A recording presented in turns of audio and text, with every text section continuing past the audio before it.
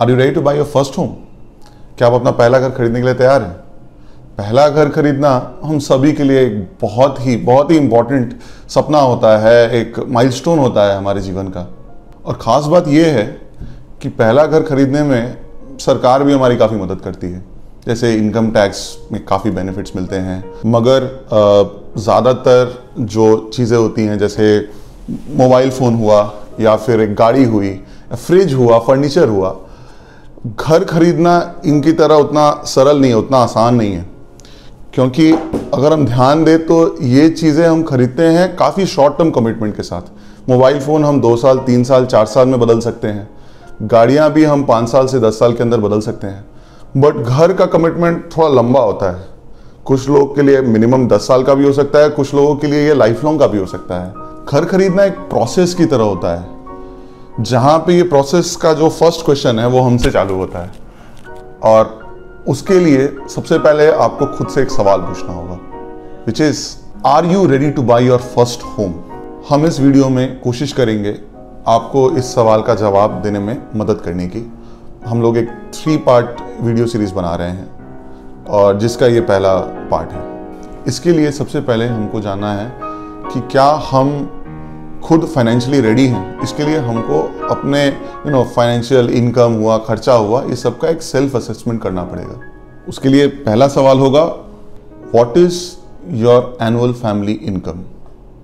आप सालाना कितना कमाते हैं? देखिए, अगर आपको होम लोन लेना है आपके घर खरीदने के लिए, तो बैंक्स इस चीज़ का ध्यान रखेंगे कि आपका जो EMI हो वो आपके मंथली इनकम से 50% से ज़्यादा ना हो, उससे कम हो। इसीलिए एनुअल इनकम बोले या मंथली इनकम बोले, वो बहुत ही क्रिटिकल फैक्टर है। दूसरा सवाल जो हम लोग को पूछना होगा वो ये है कि what is your annual spending? आप साल भर में कितना खर्चा करते हो? आप इस खर्चे को 2 मेजर हिस्सों में बांट सकते हैं। एक हुआ आपका फिक्स स्पेंडिंग, एक है आपका वेरिएबल स्पेंडिंग। फिक्स एक्सपेंसेस में बेसिकली आप अपना वो खर्चा पकड़ते हैं जो कि आप कमिट कर चुके हैं या जो एकदम नेसेसरी है, आप उसको कम नहीं कर सकते। जैसे फैमिली में वो किसी का मेडिकल एक्सपेंस हो सकता है जो आप जानते हैं कि साल में इतना खर्चा होता ही है, या बेसिक कुछ इंश्योरेंस पॉलिसीज़ हैं, या आपका कमिटेड EMIs, जैसे आपने गाड़ी या कोई 2 व्हीलर लिया होगा तो उसके लिए जो आप EMI पे कर रहे हैं, खास करके अगर वो 1 साल से ज़्यादा का अगर आपके पास बचा हो लोन। इसके अलावा ऐसे ही कुछ कमिटेड चीज़ें जो कि आप जानते हैं कि कम नहीं कर सकते। और अब आते हैं वेरिएबल स्पेंडिंग में। तो वेरिएबल स्पेंडिंग में आप वो सब चीज़ें पकड़ते हैं जो कि आप जानते हैं कि आप कम कर सकते हैं अगर आपको बहुत बड़ा ये जो घर खरीदने का जो सपना है उसको पूरा करने के लिए उसको सेक्रीफाइस करना पड़े। तो जैसे कि एनुअल हॉलीडेज हो गए या मूवीज़ हो सकते हैं, हो सकता है आपको 1-2 साल के लिए थोड़ा सेक्रीफाइस करना पड़ेगा। हमारा तीसरा सवाल होगा, what are the savings that you have? क्या होता है कि अगर आप घर खरीदने जा रहे हैं तो आपको एक certain amount of down payment देना होगा। वो डाउन पेमेंट वेरी कर सकता है। डाउन पेमेंट में मैं कुछ और भी स्टैम्प ड्यूटी के ये सब खर्चे भी पकड़ लेता हूँ। अगर आपका बजट मान लीजिए 30-35 लाख तक का है तो फिर आपको ये डाउन पेमेंट लगभग 10 से 12% पड़ जाएगा। और अगर आपका बजट उससे ज़्यादा है तो ये 20% और किसी किसी केस में 25% भी पड़ सकता है। तो उसके हिसाब से बहुत ही ज़्यादा इंपॉर्टेंट है ये देखना कि आपके पास फ़िलहाल कितने सेविंग्स पड़े हुए हैं, आपके पास कितना कैश है घर पे, या आपके बैंक अकाउंट्स में कितने पैसे हैं, या क्या पैसा है जो कि आप आज के आज इस्तेमाल कर सकते हैं।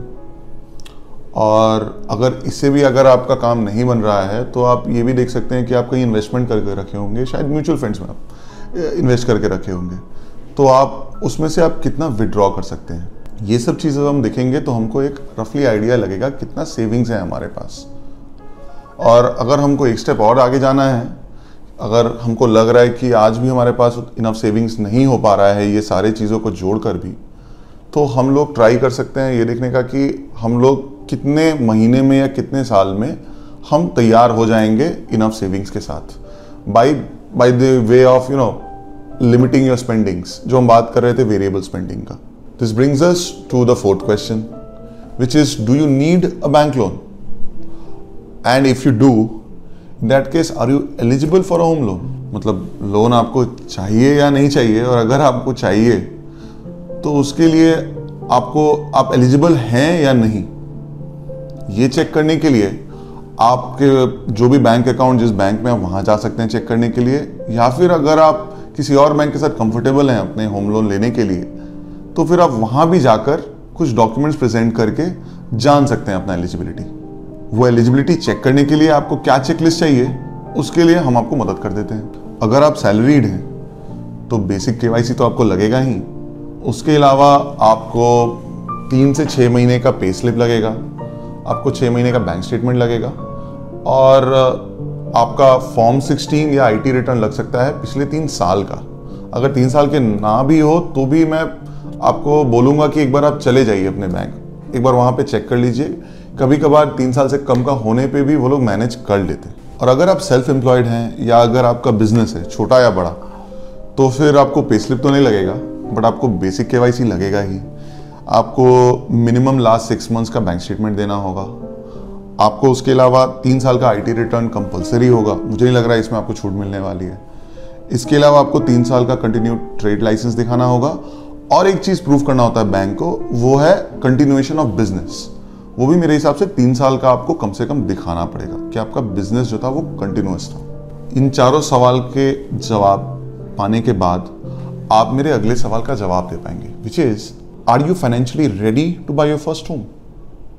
For that what we need to see is, जैसा कि एनुअल इनकम हमारा होगा पहला क्वेश्चन का, उसमें आपका जो मंथली ईएमआई है वो उसके साथ लिंक्ड है।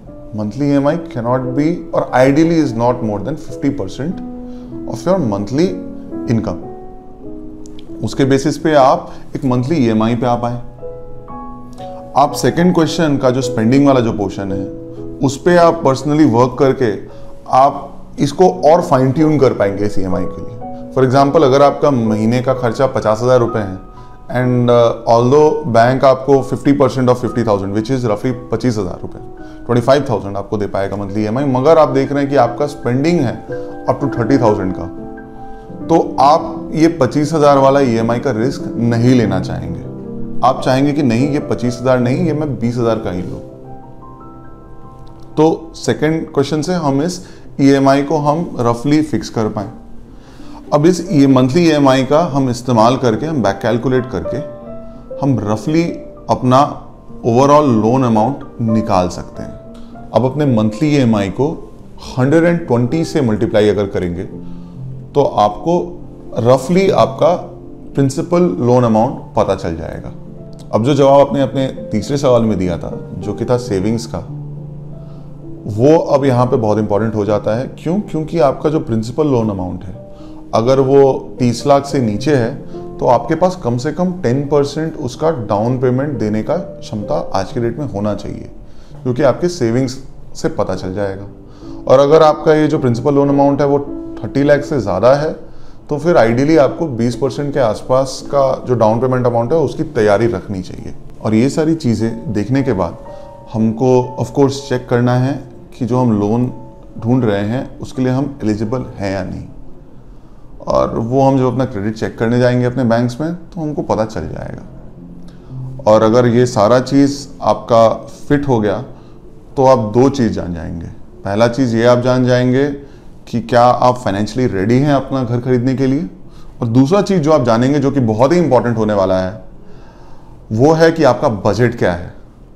ये सबसे ज़्यादा इंपॉर्टेंट एस्पेक्ट होता है होम बाइंग का कि आपका बजट क्या है। अब जब आप जान चुके हैं कि आपका फाइनेंशियल हेल्थ कैसा है और आपका बजट क्या है, तो आपके लिए अगला जो महत्वपूर्ण सवाल है वो ये है कि what is the right flat size for you. And after that आप ये देखना चाहेंगे कि ये जो राइट फ्लैट साइज है और ये जो आपका बजट है इसका कॉम्बिनेशन आप किस लोकेशन पे पाएंगे, कैसा प्रॉपर्टी टाइप होना चाहिए। ये सारे डिस्कशंस हम अगले 2 वीडियोस में करेंगे। आज के लिए नमस्कार, थैंक यू।